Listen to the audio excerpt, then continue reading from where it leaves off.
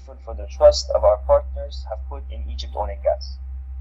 But before I continue, allow me to take this chance and extend my sincere welcome and gratitude to His Excellency Minister of Petroleum Engineer Tarek El Molla. Your Excellency, I would like to congratulate you not only on your exceptional achievements throughout the years, and especially what has been achieved in the past challenging months, but also on your determination that has been never won even in the front of forced pandemic.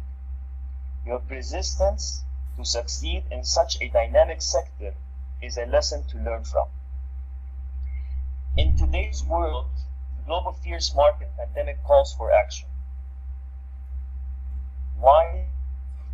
Not only to excel with Egypt's oil and gas industry, but to lay the needed foundation for growth and further development. Brownfield thus counts as a fundamental element for the oil and gas sector that also reflects on its economy. That said, Egyptian industry leaders and foreign operators and service companies have come to predominantly realize the extreme importance of exploring the opportunities within. In line with our commitment to the petroleum sector, Egypt Oil and Gas is proud to organize another event that brings to the table prominent figures in the Egyptian oil and gas sector. Under the patronage of His Excellency Minister of Petroleum and Mineral Resources, today's roundtable will address key directions that would and could be another enabler to the government's efforts to increase investments in Egypt's brownfields. We take this chance to discuss challenges, opportunities, and ways of developing our mature fields. We will share different strategies that will reflect on the untapped opportunities that lie within our mature fields. The Roundtable is the latest in Egypt Oil and Gas efforts to support the ministry's strategy. This has been in the circle of your concern, Your Excellency, since your time at EGPC as the chairman. Such concern that has been a motive for Egypt Oil and Gas and their committee to work hard on and to outline a framework between all parties in addressing brownfields, which I am sure our committee chairman Samah Sabri would be elaborating more in his coming words. Egypt Oil and Gas sticks to its vision of providing the industry with collaborative and mindset environment to boost the development of the oil and gas sector in Egypt. We believe it is vital, we have a very vital role in the development of the sector, working alongside with all industry players to create a sector rich in resources and continuous opportunities. We have always believed that our role is much more crucial in challenging times like what we are facing today. And because of this, we have worked extensively to be able to add more value in ensuring a sustainable sector. Also through Egypt Oil and Gas Committee and its honorable members from all IOCs and service companies operating in Egypt, we are able in the past couple of months to act and support in all angles from technical performance, HSE, CSR, and much, much more, of course, with the full support of His Excellency. As you always say, Your Excellency, we work as one family. I would like to end by thanking our speakers present here with us today. Engineer Abid, as Delegate EGPC Chairman, Engineer Samir Abedi, Deputy CEO for Production, David Shee, Vice President and Country Manager at Apache Corporation, Tamir Nasser, Director and General Manager Egypt and Sudan at Baker Hughes, Dave Thomas, CEO of Caron, Tayyip Hawari, the Chief Operating Officer at Dragon Oil, Colby Fuser, Vice President Egypt and Libya at Halliburton, Giordano Crema, Acting General Manager and Operations Manager for IOC, Kamal Sawi, President of Kuwait Energy Egypt, Karim Badawi, Managing Director Egypt and East Mediterranean at Schlumberger, Khaled Qasim, VP Egypt Country Chairman and Managing Director at Shell Egypt, Craig Robertson, Country Manager and Director at TransGlobe Energy, Samah Sabri, VP and Managing Director of Egypt at Wintershall Dea. And many, many thanks to TransGlobe Energy and Wintershall Dea for their generous sponsorship for today's roundtable. Now I would like to introduce our new committee chairman, Samah Sabri, to give some opening remarks. Thank you, Mohammed. Good morning, everyone. Good morning, Your Excellency. Your Excellency, Engineer Tarek El Molla, we are really honored for your attendance to this roundtable organized by the Egypt Oil and Gas Committee. This year, we are celebrating 8 years since the establishment of the committee. This may sound young, proven to be very effective. During the last month, we have used the slowdown period to work extensively on the restructuring of the committee, with the target to strengthen its impact, as well as to further organize its efforts and grow in scope. Besides a slight adjustment to its name, so now we omitted the term technical and we called it the Egypt Oil and Gas Committee, which reflects its generic scope. We have also created different task forces, including the Brownfields, CSR, HSE, and lately as well, young professionals and communications. We have managed to add new members to the committee, as reflected in the names of the companies represented in this roundtable. Moreover, we are currently actively working on preparing for the next version of the Upstream Egypt Oil and Gas Upstream Convention, which is now scheduled for January 2021. It will be focused on priorities related to COVID-19 and the related slowdown, including HSE, Brownfields, and others. We will be honored if you would attend the next version, similar to previous versions of this convention. As a response to COVID-19, this committee was successful in organizing the contributions of the international oil and gas companies and service companies, members of the committee, which valued up to the worth of 4.5 million Egyptian pounds of medical supplies and equipment, which were handed over to the Ministry of Health as part of your initiative, Eid Wahda, one hand, to support the governmental sector to face COVID-19. In my personal view, what is more important than the value is actually the ability to join forces and work collectively as one family, as mentioned by Mohammed and as always described by Your Excellency. In parallel, we have also published a COVID-19 awareness booklet in both Arabic and English, which covers the precautionary measures required to address the COVID-19 situation in our oil and gas sector. This booklet was published in coordination with EGPC. Your Excellency, this roundtable is focused on our main topic, Brownfield, the main topic for the committee for the last period, which will continue to be our priority topic for the coming period as well. However, we are also considering a number of additional themes where the committee will be focused on in the coming period, including technology, including operational efficiency, green efficiency, emissions reduction. And we will be honored, Your Excellency, if you allow us to meet and discuss with you those themes to make sure that we are aligned to the strategy you have set for the sector. At the end, we would like to thank you very much for your continuous support. Your support and your continuous encouragement is the main motive for us to continue to add value and organize our efforts to make sure that we add value to the Egyptian oil and gas sector. Thank you, Your Excellency. Thank you very much, Samah, for your opening remarks. And now we would like to hear some opening remarks from Your Excellency, Engineer Tarek El Molla. Thank you, Engineer Mohammed. So, good morning, everyone, distinguished colleagues, ladies and gentlemen.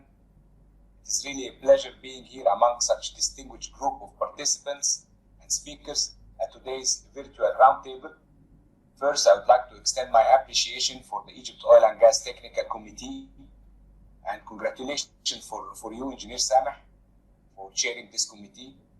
So, my appreciation for the efforts in organizing this event.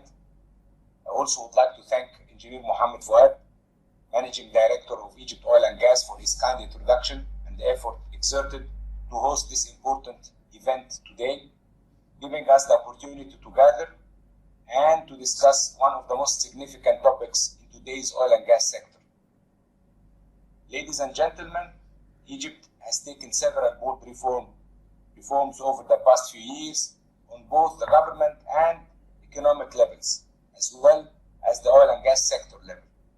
These reforms enabled us to achieve significant successes as well as withstanding the huge challenges posed by the COVID-19 pandemic. Yet, we still have a long way to go to fulfill the aspirations of the Egyptian people.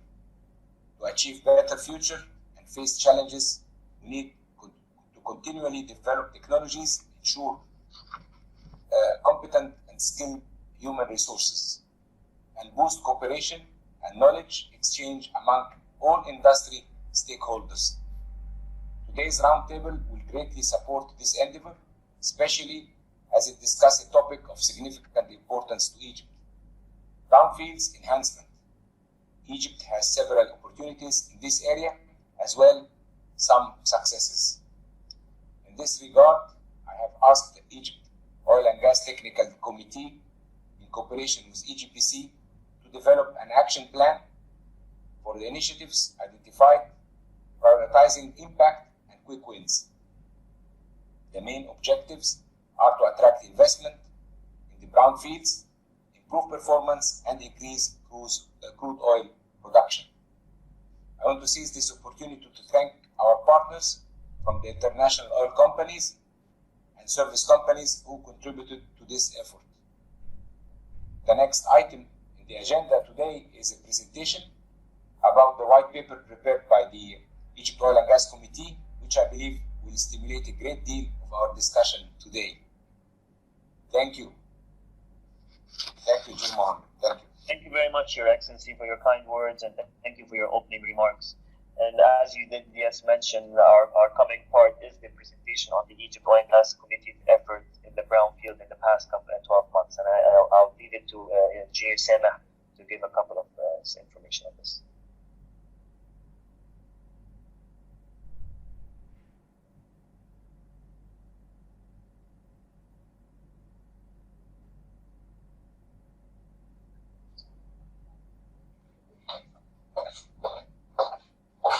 So I will try to share my screen. I hope you can see the slides in a few seconds.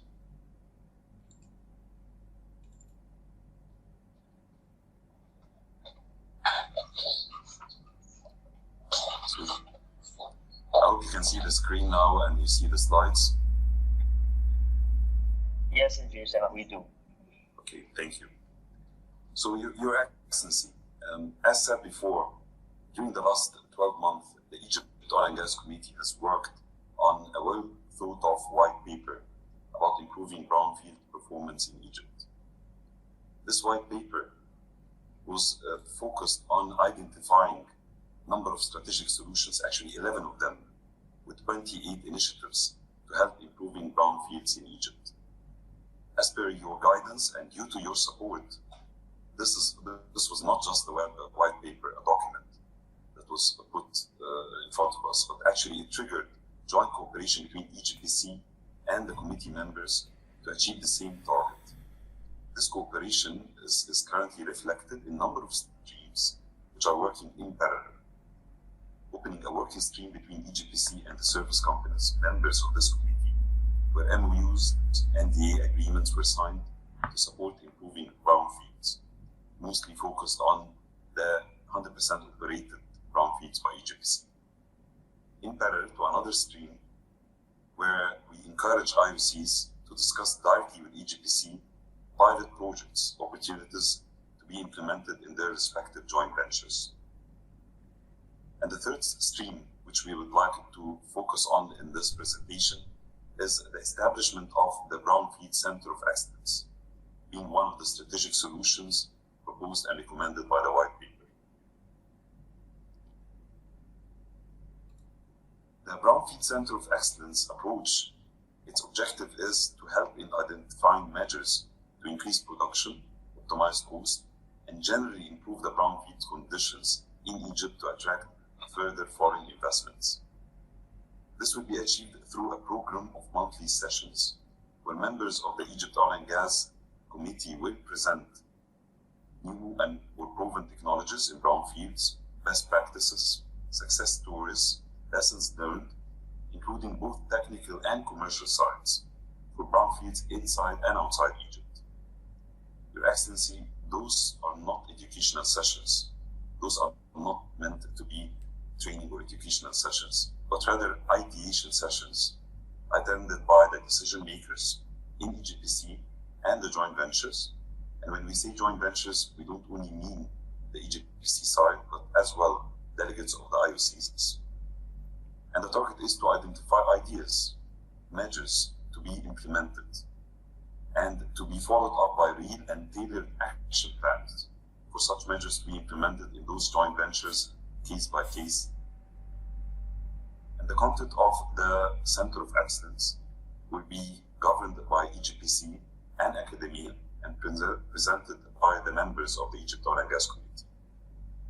And it will be focused mostly on technology, production optimization measures, how to improve and optimize infrastructure synergies, how to achieve further cost optimizations, how to improve decision-making and risk-taking, and of course, enhance the technological competencies. Finally, we believe that the ultimate target of the Center of Excellence, Your Excellency, is to help attracting more investments by foreign IOCs to the brownfields. We believe that this is the core of the ultimate target of this committee, to make sure that we improve the brownfield conditions jointly with EGPC, with your support, to attract more investments and allow for a better future for those fields. Thank you very much.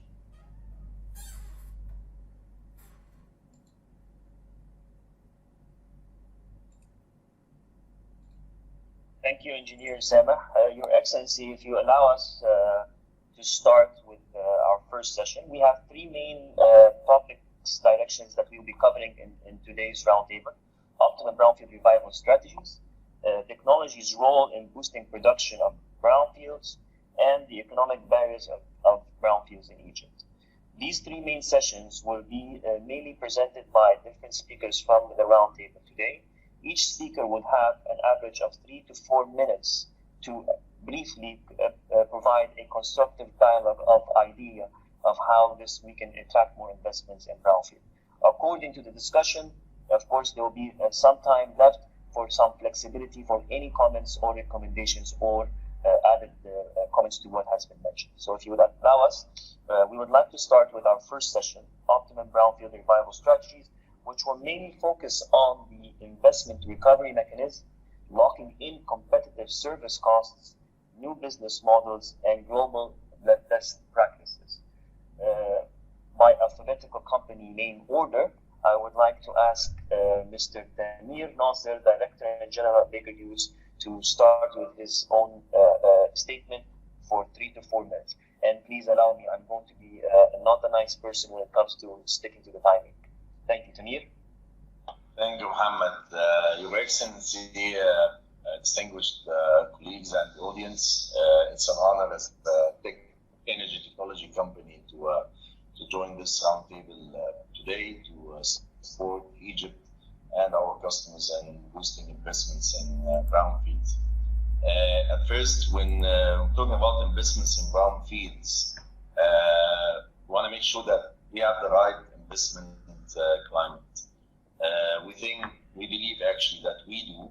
If we look at Egypt economy, as Your Excellency noted at the beginning, it's a strong economy, and I think what happened this year, this economy has been tested, and it proved it's a strong one.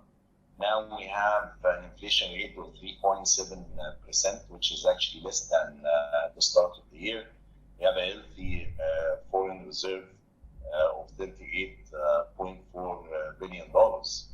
And when we look at the reasons for that, we see that Egypt actually came through an intensive, and it was a very complex economic reform program.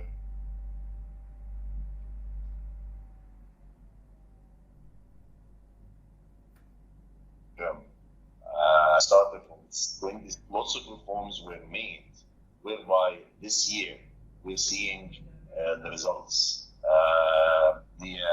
Even the financing that was raised earlier this year was oversubscribed 4 times, because now investors are really trusting the economy. We have availability for foreign currency, repatriation we have no issue in repatriating profits for shareholders. So with a good credit rating and a stable outlook by renowned credit agencies like Moody's and Standard & Poor's. So this is a very healthy and good investment climate as a stock. For Brownfields, we appreciate that the consistency that you consistently highlight that Brownfield is important for Egypt.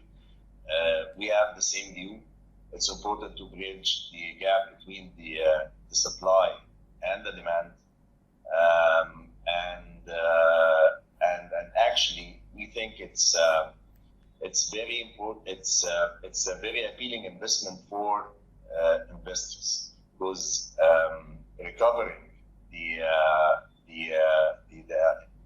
production of the remaining production in a brownfield well in terms of cost is cheaper to invest than actually going and exploring and producing from a green field. So actually this is a very good investment opportunity. I don't think the edge actually would be the technology in getting there to all the investments that are needed. The technology is important.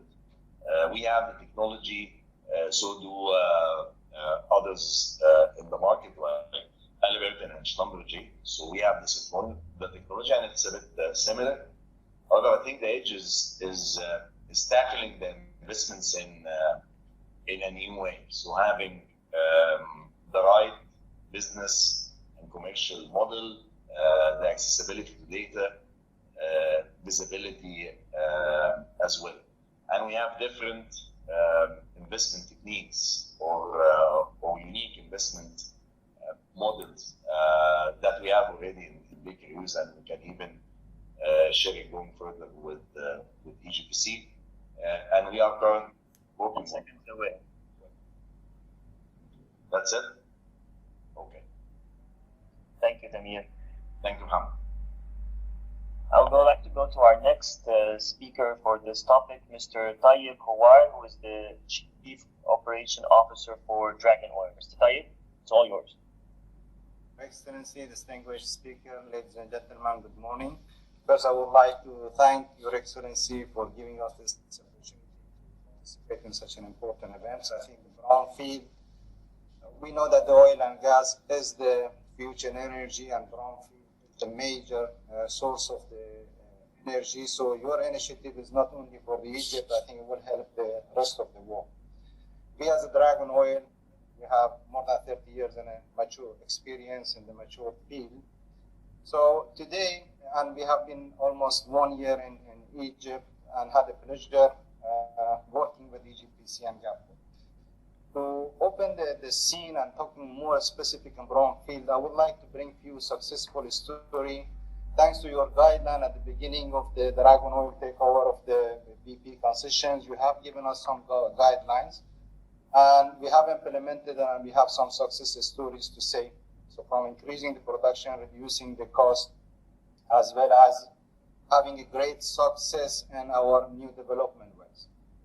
Now, having said that, the main challenges in GAPCO and the high potentials that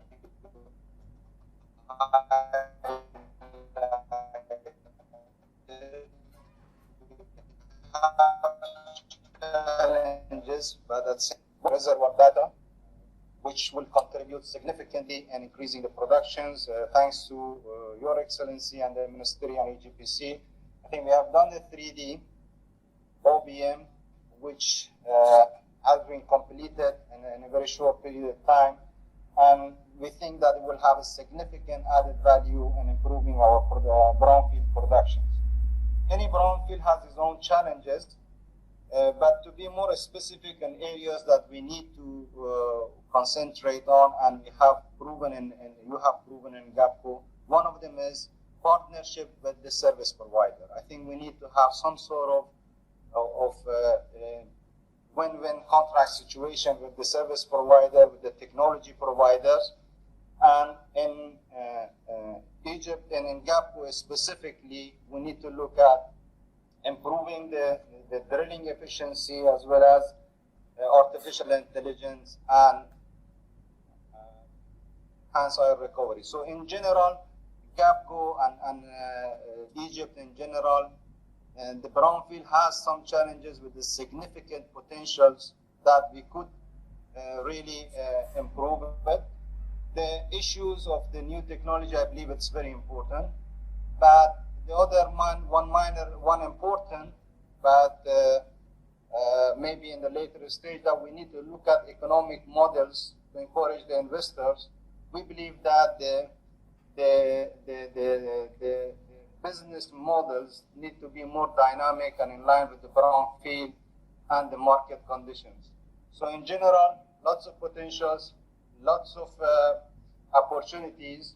And Your Excellency, we also would like to cascade down this brownfield to having a forum between the operating companies so they can look at the lesson learned and success stories and best practices. Thank you. Thank you, Mr. Tayyib, and thank you for sticking to the timing. I really appreciate it. So we'll go next to our coming speaker. Of course, the idea of sticking to timing is mainly just to create the flexibility to have an open dialogue of discussion if it's required between every session. Our coming speaker, Mr. Kamel Sawi, President of Kuwait Energy Egypt. Mr. Kamel. Okay, thank you, Mohammed. I'd like to thank Your Excellency and thank you, Mohammed, for bringing up this important topic to the table. If we kept in mind that more than 80% of the world's and even Egypt's production is coming from the brownfields, we will realize that how it's important to pay attention to adopting the necessary strategies for the revitalization of the brownfields. And here today I'm going to talk out of our on-ground experience of managing one of the oldest brownfields in Egypt that's producing since 1958 in cooperation with the General Petroleum Company. I think one of the main principles of the economic theory is that during the recession, especially at these difficult times, the businesses and the companies focus on the efficiency improvement rather than growth in this difficult market. As we all know that most of the Egypt oil fields are brownfields. And I think this gives us how it's important to control the challenges that is facing the brownfields operations in order to increase production, especially that the brownfield exploration and production is important as these assets can maintain production rates without large investment, as we all know. I think in Kuwait Energy, we have presented a model of managing the brownfields. We continue to deliver value out of our operated field area A in cooperation with General Petroleum Company. We have succeeded to boost the production of the field to around 9,000 barrels from about 1,200 barrels at the start, and we have almost produced 26 million barrels out of this field in the last 10 years. This can give you the flavor of how much important the brownfields can bring benefit to the industry. I think the best way to increase production and optimize expenses is to adopt a model that forestalls the decline rate in the mature field while optimizing capex and opex. And this will come by enabling the new technologies and also the analysis of the old data, which is very important aspect while managing the brownfields. And analyzing this data in the light of the recent advancement in the reservoir characterization, seismic interpretation, I think will add big value to these fields. Our approach as Kuwait Energy in managing these brownfields could be summarized in just a few points for other operators to take use of this.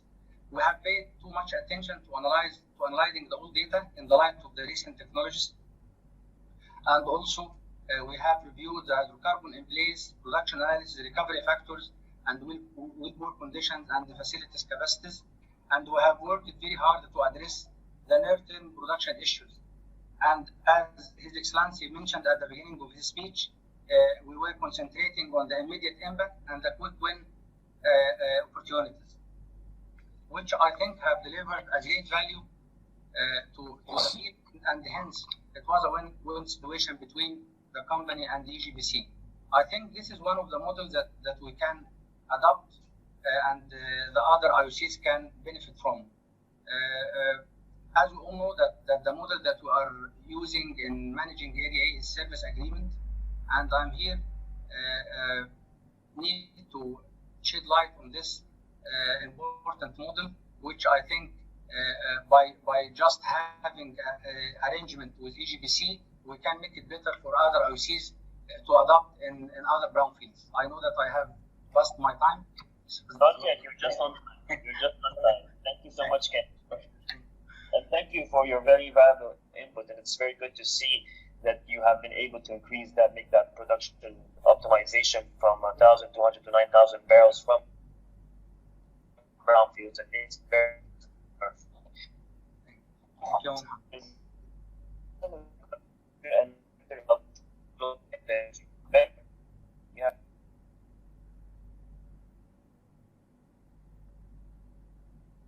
Greg? Sorry, Mohammed, you broke up there. Good morning, Your Excellency. Good morning, ladies and gentlemen. It's a pleasure to be here, as usual, talking about mature brownfields from a transport point of view. And one of the good points about going last in this section is I think most of the points have been covered already, so I can keep within the 3 minutes, I think. So yeah, Transglobe love mature brownfields, to be honest. In fact, it's our core business. They're challenging, of course, but they're also full of known potential. And we're very fortunate that we've been able to use our Canadian experience in brownfields and applied quite a lot of the technologies that we've been successful in Canada with here. However, it's not just about us. It needs to be more broadly minded, which has already been discussed regarding the centres of excellence in the white paper. And we very much look forward to being part of that. We're a small company, but we're actually a major player in the Eastern Desert. Some of these fields in the Eastern Desert that we are working on are been in production for 14 years, but there's still potential. So, for example, West Backer, we've managed to treble the production in West Backer, which is 40 years old, and simply by using proven technologies and best practices in the industry, and of course optimizing across the board. So it can be done. But the problem is, as you know, mature fields, as they become older, they become less attractive and smaller scale in terms of the remaining reserves.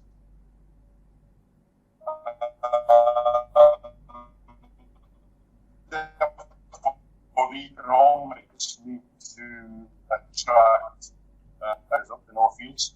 The remaining reserves are the more difficult ones, and by more difficult, obviously, more expensive. However, we believe that with the correct business models in place, these fields are definitely workable and achievable to produce and grow. The other thing I'd like to say is we fully understand the state which has been happening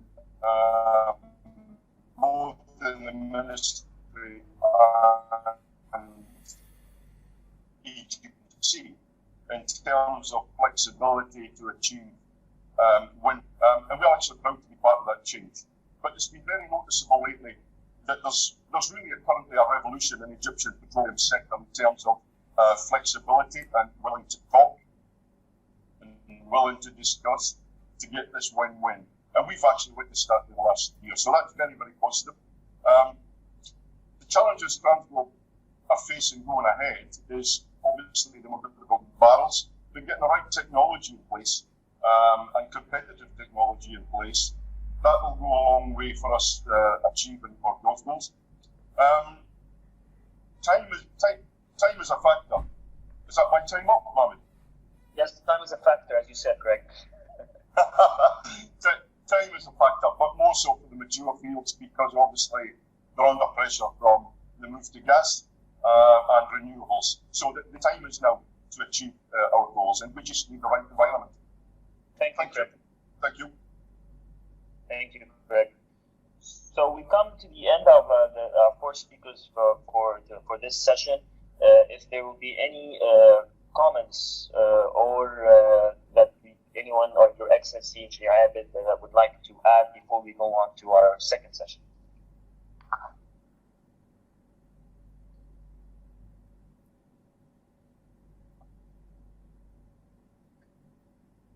So we have also a whole question that we would like to add before to our attendees that would like, when do you expect the supply and demand curve to change with demand being higher than the supply?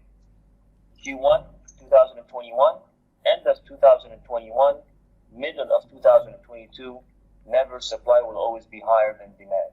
Would love you all to share within our queue.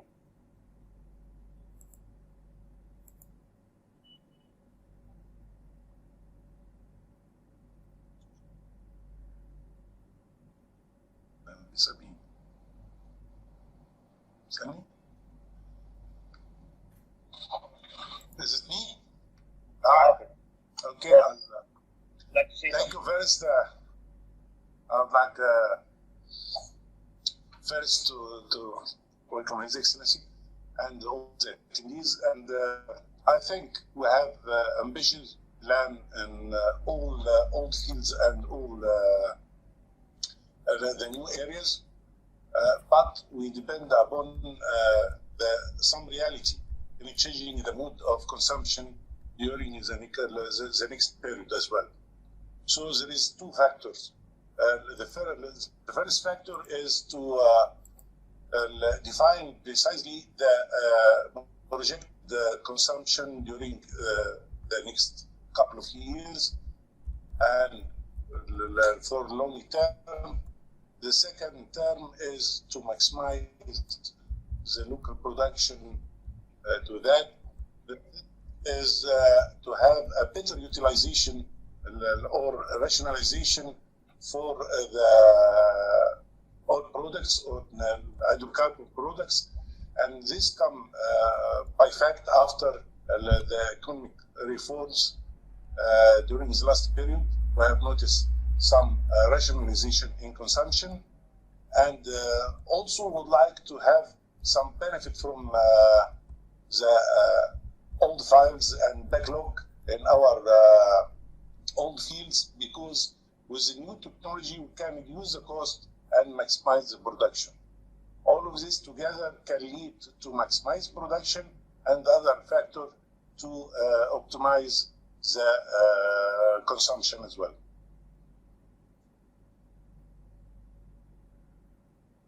Thank you very much, Engineer Abid, for your comments. We would like to go on to our second session of the day, technology's role in boosting production of brownfields. And in this session, we'll be mainly focusing on the efficiency to reduce cost per barrel, maximizing oil recovery, adoption of technologies to contracts where applicable, and reservoir management. So I would like to start with our first speaker of this session, Colby Fuser, who's the Vice President for Egypt and Libya at Halliburton. Colby, all yours. Good morning, Mohammed. Thank you very much. And I wanted to start off by thanking His Excellency for such a great environment to discuss not only the opportunity, challenges in Egypt related to the brownfields. I do want to take the time to talk about some of the challenges, but before we get in there, let's address the main question. So as a service company, what is our role as it relates to technology? And that's basically to be an enabler.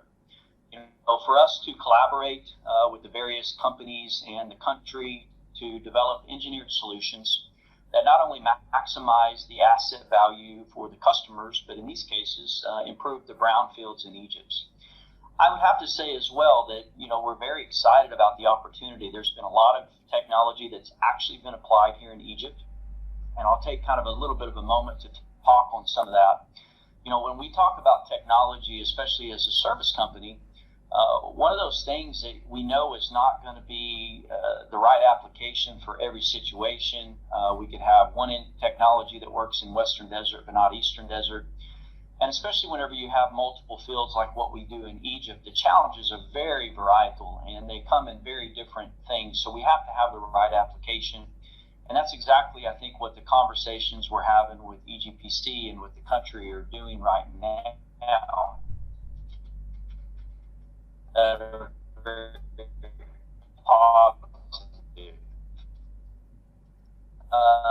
So let's talk about a couple of those that we've had some support on. Desert that was producing around, well was produced around. Actually, that well ended up shutting completely off because of low production, and determined that the issues was cross flow and we needed better isolation. So working with that customer, one of the technologies that was proposed was a product called H2O and backstop, which had definitely a positive effect because the well came back on at around 2,500 barrels a day with minimal water. You know, we talk about the lowest cost per BOE. One of the things, this can be done on a rigless site, so not on a rig, so it's actually about a fourth of the cost that was spent. And then another success that we had talked about that I think has been very promising is in the Gulf of Suez, where we talk about being able to go onto older platforms. We deployed a technology called Relay, digital slickline. What that allowed us to do is go into a conventional setup where we needed either heavier products to do that, equipment, and we were able to go in and increase production, in some cases 60%. So these are all things that whenever you work in collaboration with your customer and within the EGPC, that you're able to actually achieve.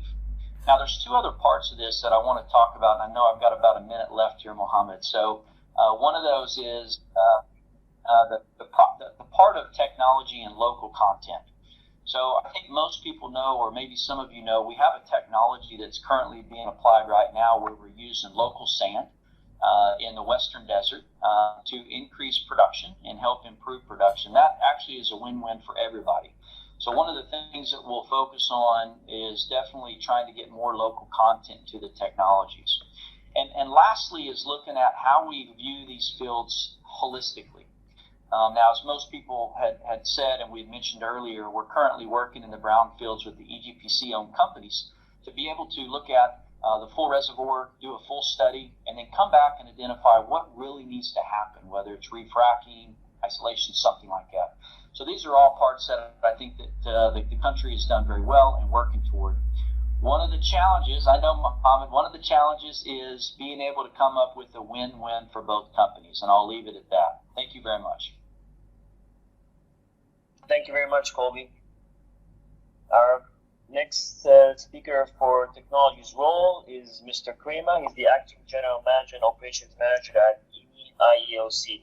Mr. Krema, all yours. Thank you, Mohammed, and Your Excellency, esteemed colleagues. Good morning. It's a pleasure meeting you all and the connected people to this roundtable. I'm proud in representing IOC and Eni today with this particular focus on the brownfield. When we talk about brownfields, we could focus on several aspects of their exploitation, but the technology for sure play a key role. My target today is to open a discussion on the reservoir management, while always keeping in mind why we need to apply the most advanced reservoir management and what we need to do in order to get the maximum value recovery from the fields. We often forget to focus on how we do it. In my opinion, in this momentum, we do not have a choice. We need to boost how we collect, store, organize, preserve, elaborate, analyze, and at the very end, use the data from various subsurface and surface sources. At the same time, we need to keep updated and develop IT infrastructure, so the hardware, the platforms, the software, and especially the data culture of the people, which produce improved processes and new tools that can use to extract effective insights from this data, and determine then decisions which bring value to the companies and finally to the country and to the people. This could seem just words, but let me tell you what we have developed in these last years in Eni to tackle the above approach. One of the most valuable approaches we used for brownfield is called the integrated production data analysis, especially its application as input for the reservoir simulation history match workflow, or using ensemble history match allowed to massively use data and parallel simulation to reduce uncertainty. PDA evidences should be considered a valuable input for the 3D modeling, providing information on reservoir behavior rather than single well performance. Specifically, PDA integrated in ensemble history match workflows allow to weight uncertainties in a proper way, building and analyzing models honoring both static and dynamic data. When coupling the integrated PDA to the history match workflow, we have several steps to be considered. I don't want to enter the details, but the most important thing is that the workflow is best value coupled with a strong hardware and quick simulation software. and invested strongly in technology like many other major and service companies, and it is recognized that we have been the front runners in advanced reservoir simulation. Our cutting-edge, high-performance computing infrastructure technology, HPC5, the fastest industrial supercomputer in the world, and our proprietary technologies allow it to discover ZOR and will allow to exploit at the best our reservoirs. Indeed, together with the USA startup Stone Ridge Technology, Eni developed recently a new reservoir simulation software, Echelon, and a new ensemble engine for risk analysis and history match, Anchor, totally based on graphical processing units infrastructure. By using parallelism and a massive launching of simulations run, the software is able to simulate field behavior, perform history match, and produce risk analysis 7 to 10 times faster than commercial leader software, based on standard CPU technology. What is the value for the brownfields? Apart the speed of the simulation, which allow engineers to avoid waste of time and increase their productivity, think about the possibility to model the reservoir with high degrees of details, preserving the geology realism, and taking into account subsurface uncertainties in order to improve the forecast reliability, to optimize, for instance, in filling plan, water injection, and more in general, reservoir management.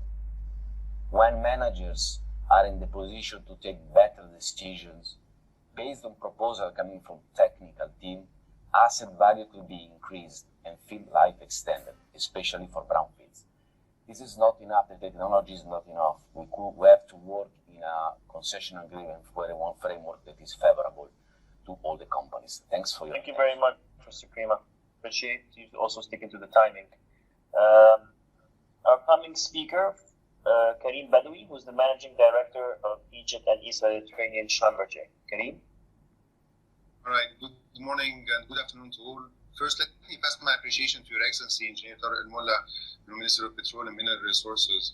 Your leadership and support of the sector really making the time to engage with us and reinforce this true partnership amongst all of us toward the common goal is really very much appreciated.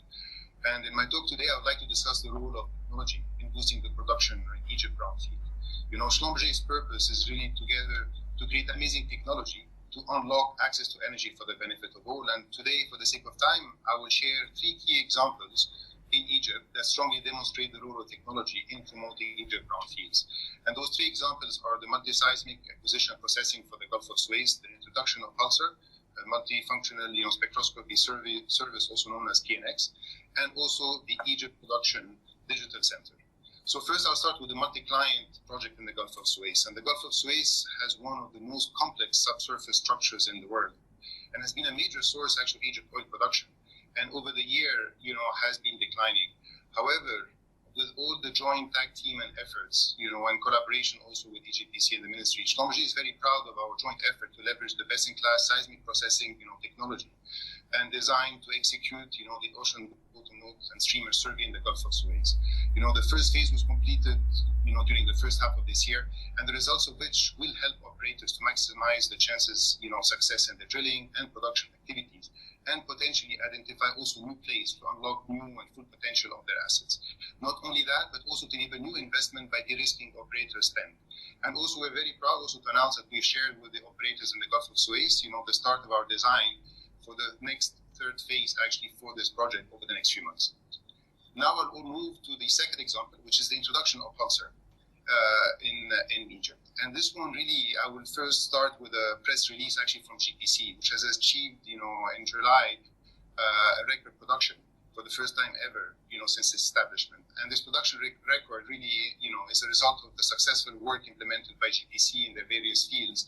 And we're very proud also of, the mentioning of Schlumberger's technology in this press release, which indicated the Pulsar multifunctional spectroscopy, in 2 wells offshore, which really has helped in terms of opening up, those 2 wells which were only producing water and now are fully producing in terms of crude oil. And one of the successes of the Pulsar technology is this unique independent measurement, from Pulsar to help detecting bypass hydrocarbon in old wells, determine water entry for water shutoff, as well as assess the sweeping efficiency and enhance oil recovery techniques, right, to improve the reservoir recovery factor. And really all of this truly revealing the full potential of existing brownfields.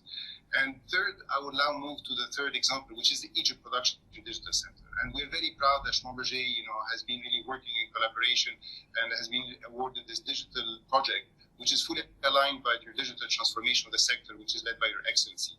And this center will be a key enabler in investment in the brownfield because it will really help to reduce the cost per barrel. Egypt Digital Producing Center will help utilize latest technology to digitalize, streamline production data reporting across all the Egypt producing assets and provide a set of access, for better decision support dashboards, which will enable more efficient, quick identification of bottlenecks and allow quick turnaround of decisions. And I would really like to conclude by saying the fact that coupling the best-in-class acquisition technologies with the right set of digital enablers to transform the acquired data into knowledge is one of the key success to develop really the lower cost per barrel in the brownfield. And I would like to thank you and reiterate really Schlumberger's commitment to be a key strategic partner and also to really help and produce the oil production and help leverage our technology to attract investment in Egypt brownfield. Thank you, Your Excellency, and thank you, everyone.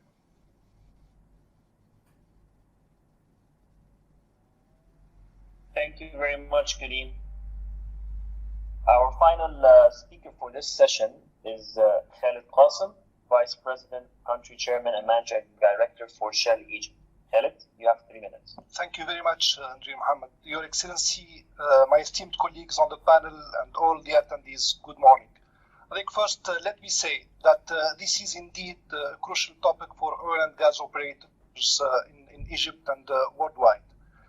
Developing and operating brownfield opportunities that are resilient to the market fluctuations and uncertainty is now more critical than ever. And here I want to share today some of the examples that enabled us to realize and sustain very competitive operating costs and production improvements in Egypt, particularly in the brownfield environment through technologies and through continuous business improvements while focusing on the bottom line.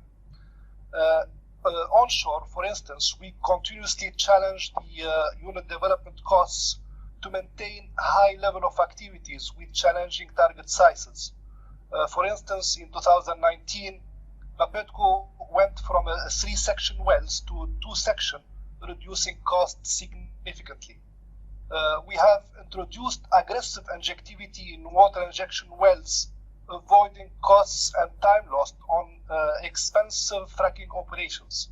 In total, Bapetco reduced its end-to-end well costs by more than 20% in 2020 compared to 2019. Another example is our production enhancement technology, ranging from fracking to multi-stage fracking, as well the successful application of the fishbone technology in long horizontal wells with barefoot completion in tight reservoirs. In the Western Desert as well, we have worked with service companies in running the ESP pump and perforating guns in the same run.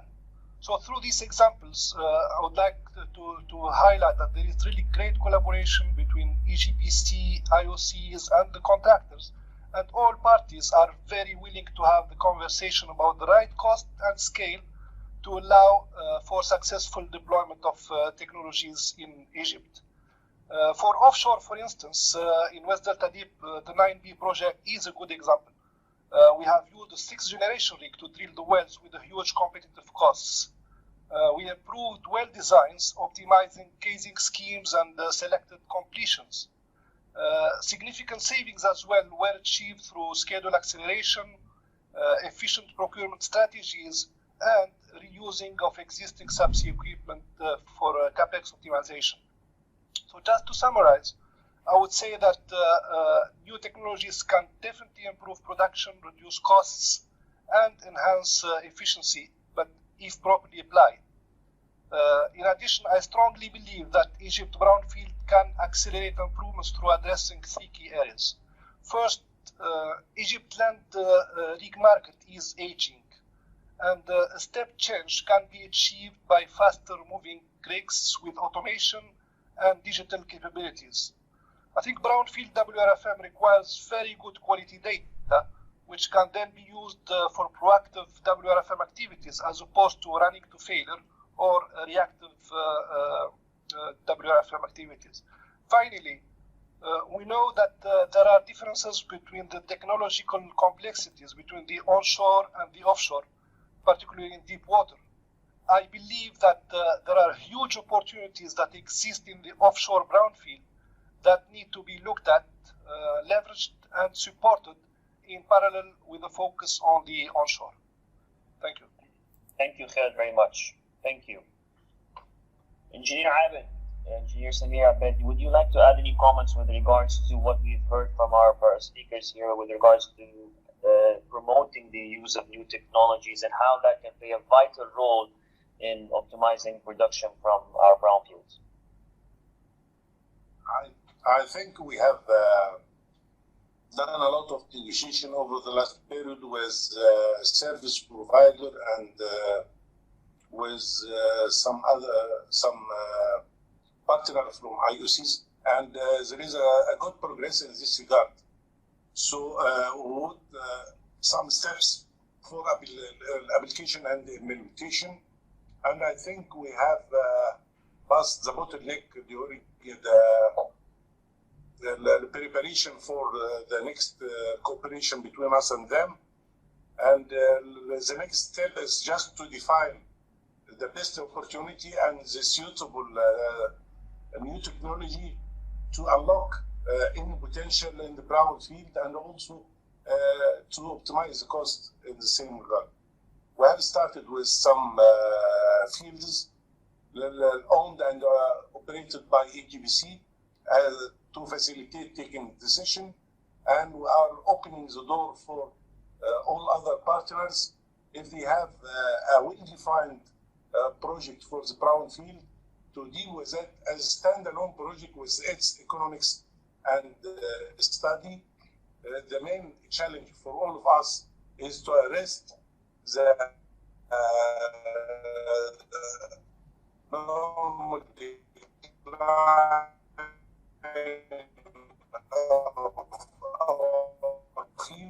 and to maximize the working together with our partner. We see very important to have some session from service provider like Schlumberger, like Baker, like Halliburton, to present their latest technology to our GVs and to our partner as well. And I think we have agreed upon that to be as soon as possible. Thank you.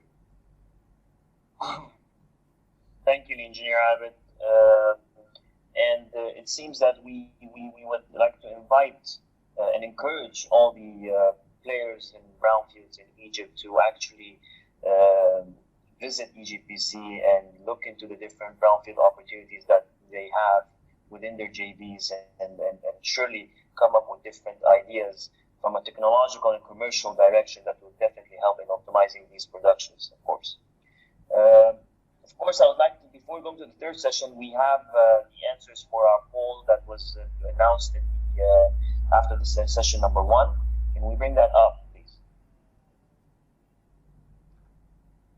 So I believe we have a 36% believe that middle of 2022 is when the curve might change, and a very close to end of 21 also saying more or less the same thing. So it seems that it's a long time to go, that we definitely need to work along together with different strategies and also to make sure that we were able to pass these challenging times. Our second poll, before we start our third session, is where is the next big discovery of Egypt's oil and gas market? Is it the Red Sea or Western Desert, East Mediterranean, or West Mediterranean? Red Sea, Western Desert, East Mediterranean, West Mediterranean.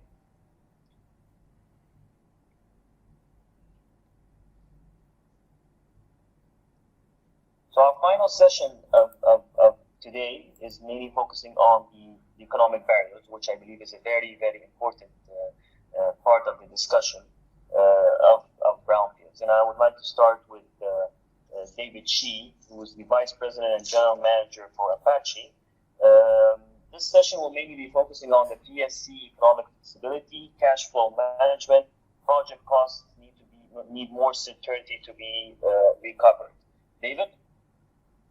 All right, Your Excellency, colleagues, Savara here. As technology continues to advance, of course, our ability to recover more oil from our assets will continue to increase. But if you look around the world, most oil and gas fields never really reach their technical recovery limit before being abandoned. Of course, many reasons led to these results, such as poor field management practices. But to me, the largest driver has to do with insufficient return for investors or operators, which prevented many from investing in brownfields. To get more oil out of the reservoirs in a mature field, of course, it could be achieved in a number of ways. Some examples include that we have to supply more energy at the reservoir level, at the well level, or at surface. It can also mean injecting additional fluid or chemicals to either improve sweep efficiency or change the physical and chemical balance of fluids to allow unswept hydrocarbon to come up. Of course, all these, what does they do? I mean, if they translate into higher costs and making the project economics to be more challenging. But why is increasing investment in brownfield important? Maintaining production level is challenging in a depletion business like ours. Now, when we talk about increasing production, of course, that is even more difficult. So in order to achieve these, we must continue to succeed in finding more hydrocarbon through exploration efforts, and we need to maximize the economic recovery of the resources that we have found. There are certain advantages in investing in mature assets. First, from a hydrocarbon resource perspective, there's minimal exploration risk given the oil and gas have already been found and are producing. And the infrastructure for production, processing, transportation should be in place. Therefore, additional production can quickly be put online and make a timely impact. And from a human resource perspective, there should be plenty of technical talents who are familiar with the assets, therefore having the right personnel to execute recovery enhancement projects should not be a big issue. But the last piece of puzzle that needs to be in place to make brownfield investment proposition attractive to bring more financial resources, of course, is to overcome the potential economic barriers that might make them economic feasible. So I think for that, we need to focus on two general angles, which is one, operational efficiency, and the number two, fit-for-purpose fiscal regimes. From the operator perspective, I think the operator needs to focus on operating in the most effective and efficient way. The lower the cost per barrel, of course, the more likely additional economic barrels can be extracted before the fields are abandoned. Brownfields tend to have aging infrastructure, so of course requires a higher maintenance cost.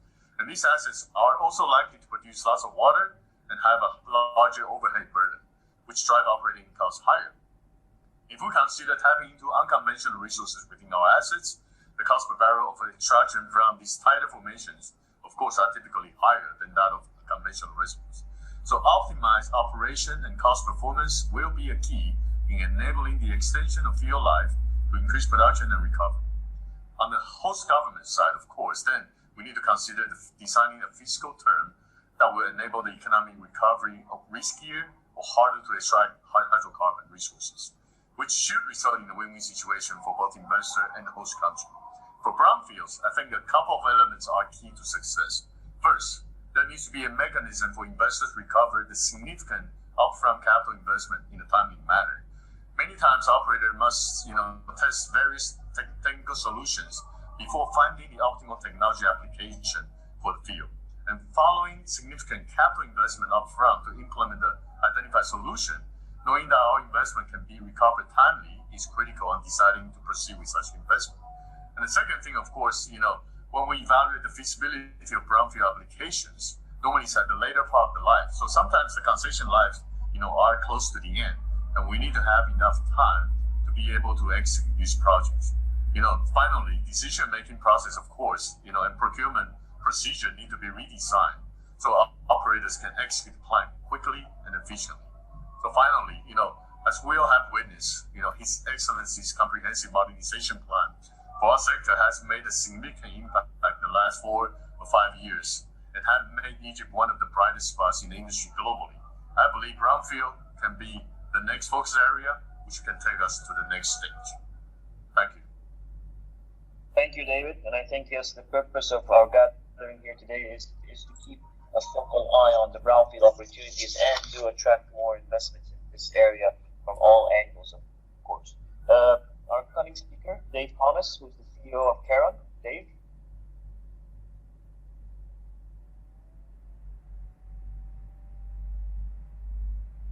I just need you to unmute, Dave.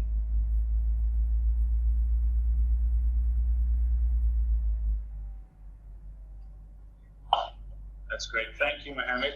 Can you hear me?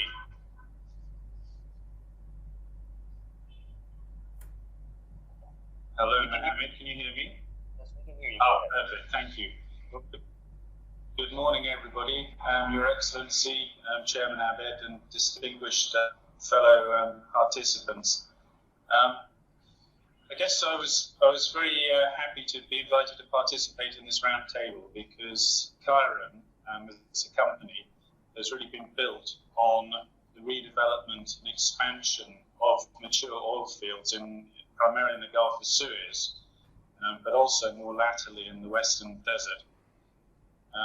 We've got quite a wide range of assets with 6 main fields, a variety of infrastructure, 10 offshore platforms, hundreds of kilometers of pipelines, onshore reception plants, onshore gathering stations in the Western Desert. And we also have the only operating FPSO in Egypt under our remit as well. So we've got a range of opportunities to deploy technologies.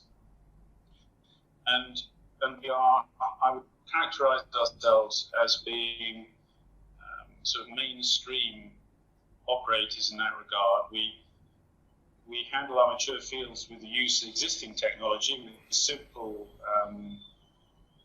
projects such as gas centralization, fuel gas import, water flood programs. But also we do use some quite sophisticated new technology with directional drilling techniques. Colby mentioned some polymer injection opportunities that we're also pursuing. So we are very keen to have an environment where we can invest in these technologies and indeed increase brownfield production. But in terms of the environment for it, I think the economic framework here is well set, but there are a few areas where we see that certain tweaks or changes or areas of focus could improve technology application and indeed brownfield production and reserves. The first one is risk sharing. And I actually think this is a commercial issue. When applying new technology to mature fields, obviously there is a risk that the technology won't work. And I'm not sure that we have quite the right balance between the commercial risk sharing between the service companies, the IOCs and the government. And this is an area I think that the committee could focus on over the next few months to see if we can actually encourage further applications. The other area worth mentioning is that, as everybody is aware, the PSC cost recovery system allows for recovery of capital investment over several years, and then hence as we approach the end of concession lives, it becomes increasingly difficult to invest in the field development activity. We've had the privilege to work very closely with EGPC and the Ministry on a number of these initiatives over the years to extend concession lives and also potentially have the award of new concessions. And we appreciate the openness and flexibility that's been shown during these discussions. But the discussions are by nature very complicated and time-consuming. And both the government and the IOCs need assurance that their negotiating positions are fair and reasonable and the outcome is sustainable. So our experience is that these negotiations can actually last for a considerable period of time. So again, our experience would suggest that these types of conversations need to start 5 years or perhaps even 10 years before the end of concession lives. And we would be very keen to explore ways in which these discussions can be expedited to allow accelerated investment in the tail end of the field lives. I know in the new EGPC model concession agreement, there is a provision to allow accelerated cost recovery, which is great for new concessions, but obviously it may not be sufficient to facilitate substantial investment and doesn't help the others. Thank you, Dave. And then the final, so just one final comment, Mohammed. Sorry, my connection here is looking quite poor. We're wondering whether it would be worth having an exploratory discussion on the production sharing regime versus tax and royalty regimes, Mohammed. Tax and royalty is obviously a simpler system to regulate and administer than production sharing. And they can be used to make fairly wide-ranging and quick policy changes to stimulate industry, and also, where required, to rebalance government and IOC reward mechanisms. But I think this is a big, complex area and would need.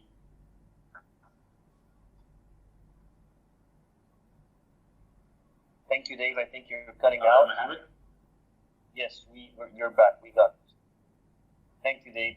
Our last speaker for this session, Samah Sabri, Senior Vice President, Managing Director for Wintershall Dea. Thank you, Mohammed. Brownfields are rightly the focus of the Egyptian oil and gas sector in this period. And this is, of course, the rightly focus given the pending target to reach to self-sufficiency in liquid production. As said by all distinguished attendees, we have passed the easy oil. We need to apply sophisticated technology, production optimization measures, enhanced recovery measures to arrest the natural decline in our brownfields and increase production. But as said, this requires the right economic environment for this. And let's address the main problem.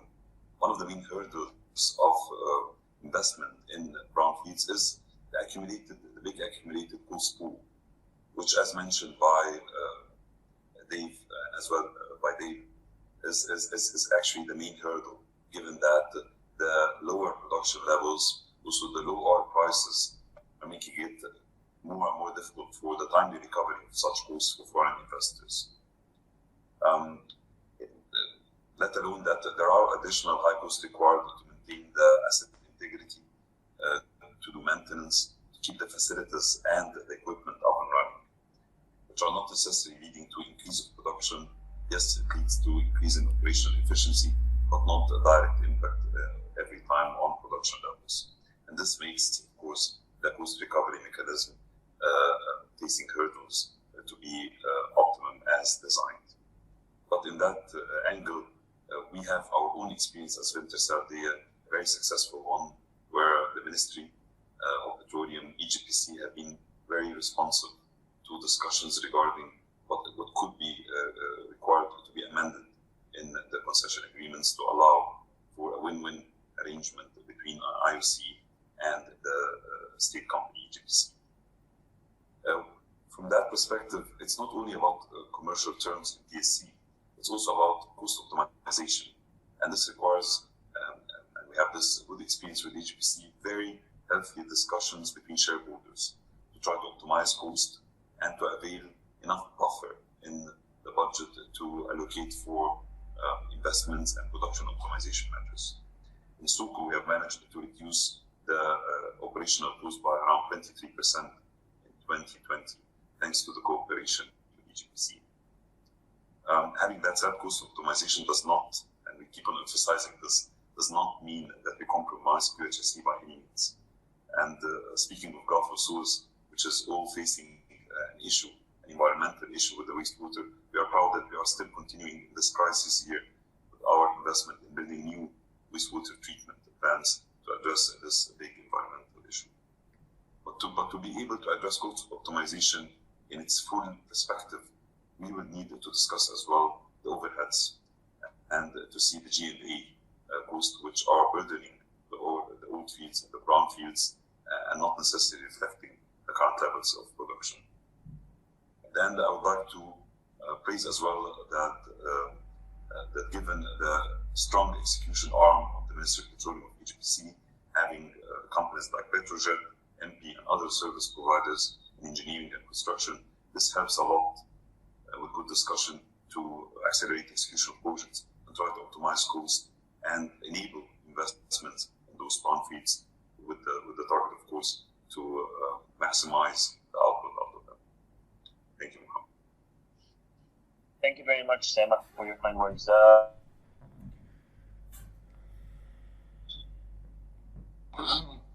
Yes, just like to highlight that among the participants, a lot of representatives have been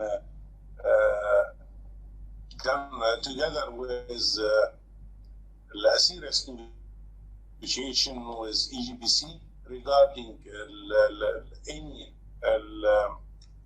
response from EGPC towards the crisis and to have some amendment in the concession agreement. And I think we have started this journey at least 5 years ago when we started negotiating the extension, not in the last year.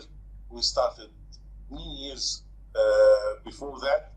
And as David mentioned, yes, we have responded to this and we are ready to negotiate, but not 10 years. Another thing I would like to focus is the role of our partner as well. It's not my fault to delay the operation regardless the current crisis and lose some time in the beginning of the concession agreement and then come to the end. No, I'm not able to recover. If we start in the proper time, you have the ability to recover in the proper time. So it's both sides are responsible for that. If you have a planned program approved, ready to launch, as soon as we approve the amendment, we are ready to negotiate and we are ready to reach a win-win situation towards any terms and conditions. We are open in this regard. We are open to deal with any brownfield project as a standalone project with its own economic study and commercial term. We are ready for all of that, but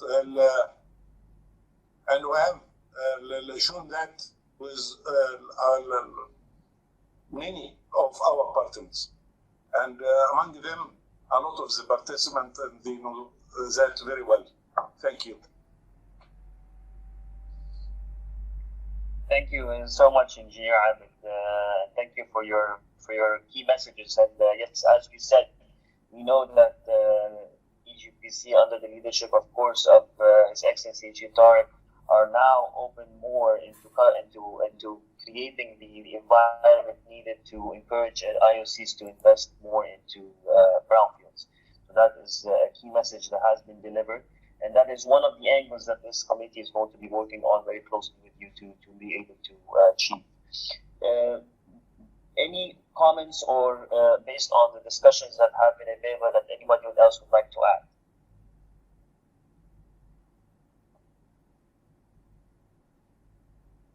So we come mainly to the end, and of course we cannot end this without the final remarks of His Excellency, Engineer Tarek.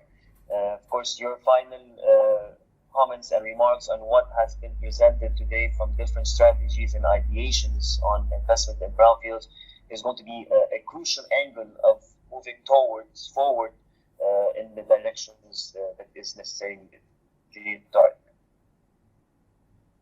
So thank you very much, Mohammed. Actually, I'm very pleased to have this 1.5 hour roundtable. Actually, I would have loved to have it on face-to-face basis in order to make sure that we have the proper interaction and we can have a better communication rather than being and sitting behind the screen, which really don't give us the full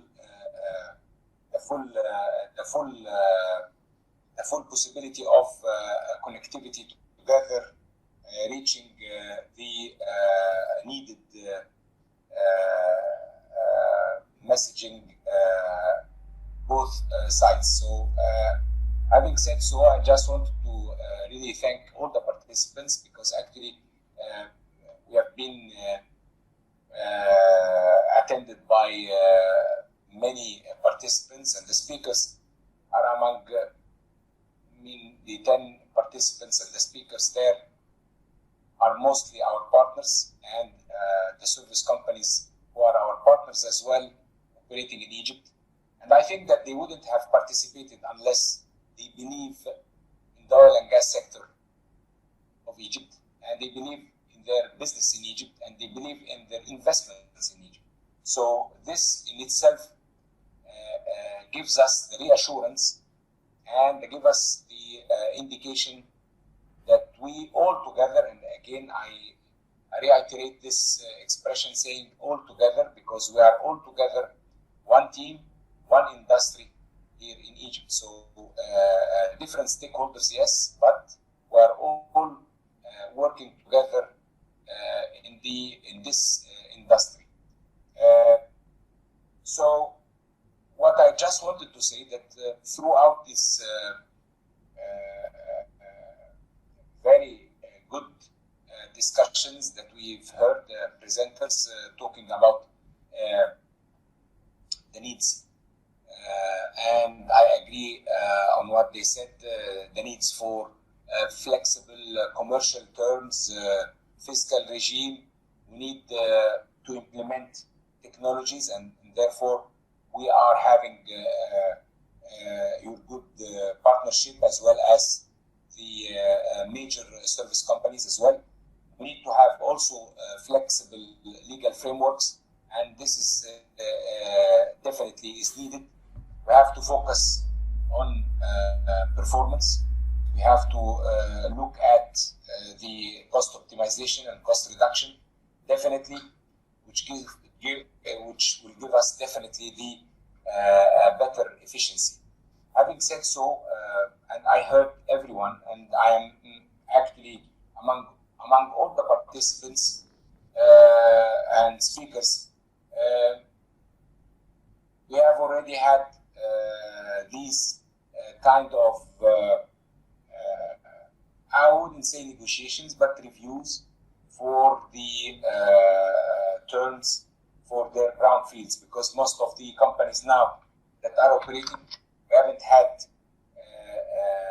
great discoveries lately. We are just trying to stop the sharp decline, natural decline.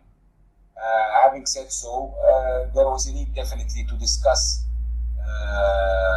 with some of the partners some revisions in order to improve the economics for both sides. And I think that we have managed together to progress successfully, and definitely EGPC has been able to show the flexibility, and definitely you have definitely my support, as you know. In order not to just repeat what was said, I'm just very happy that we have such roundtables, we have such dialogues, because this, as I said, demonstrate and proves that we are still able to offer attractive opportunities to IOCs, to partners. Therefore, with this dialogue, which I would encourage everyone, and especially the Oil and Gas Technical Committee, so Engineer Sameh, to continuously go on with the discussions and to get engaged with EGPC in order to continue what we started together in order to reach ultimately, I mean, if we talk about strategy, but we need to have executive plans for that.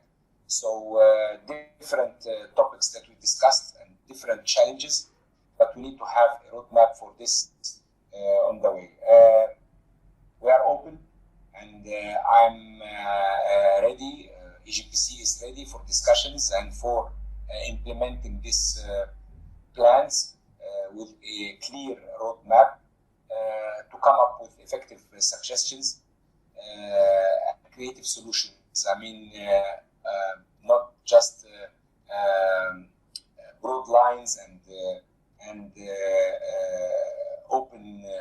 open ideas. No, we need to have very specific and smart suggestions.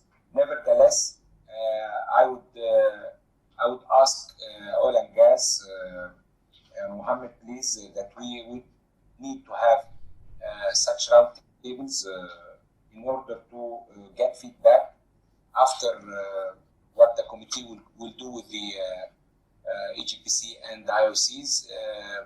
We come back with some, I wouldn't say a round table then, we'll say like not even a workshop, just like a conference or whatever we name it now with this COVID-19 in order to show us what are the final results and what are the outcome that will come out from the meetings that the committee will have together with EGPC. And having said so, I really would like to thank you once again, Mohammed and Sameh, for this roundtable, as well as I'd like to thank all the speakers. I thank them for being there. Thank them for the support that they are giving to EGPC and to the oil and gas sector in Egypt. And really thank also all the participants who have attended this roundtable today. Thank you very much. Wishing all of us all the best, inshallah. Thank you.